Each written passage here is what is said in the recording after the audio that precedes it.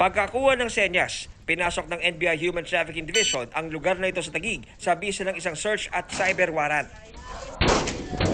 Mabilis na inagaw ng NBI agent ang cellphone ng kanilang target sa loob ng bahay na nauwi sa hatakan. Hindi po! Ano po yun?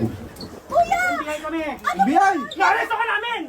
Arestado ang 36 anyos na nanay ng suspect habang nasagip naman ang tatlong anak niya na edad 17, 6 at 4 na taong gulang.